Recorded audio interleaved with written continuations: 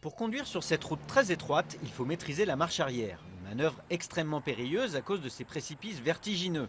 C'est pourtant le quotidien de Javier. Ce chauffeur de poids lourd gagne sa vie en la risquant. On gagne plus sur ce parcours car c'est effectivement une mauvaise route, celle qu'on surnomme la route de la mort. Si on voyage sur d'autres parcours, comme vers Cochabamba, Santa Cruz, Oruro ou Tarija, le salaire est plus petit.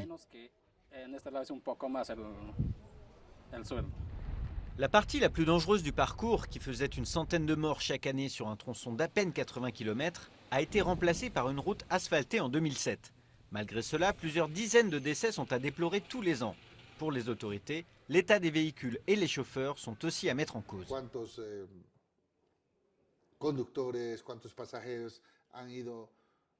Combien de chauffeurs, de passagers ont emprunté cette route un nombre incalculable de fois et sont revenus sans problème? C'est parce que le véhicule était bien entretenu et que le chauffeur a fait attention.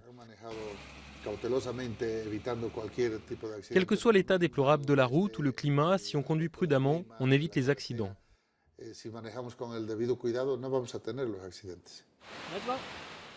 Pour ces touristes venus du monde entier, la route la plus dangereuse du monde est plutôt vue comme un terrain de jeu. Avec 3000 mètres de dénivelé en pleine cordillère des Andes, les sensations sont garanties. Je ne peux pas imaginer comment il est possible de conduire sur cette route. C'est déjà effrayant à vélo avec des roues de cette taille, alors je n'arrive pas à imaginer comment c'est au volant d'un camion. C'est trop effrayant. D'ici 2014, la totalité du parcours entre La Paz et la région des Yungas devrait être élargie et asphaltée.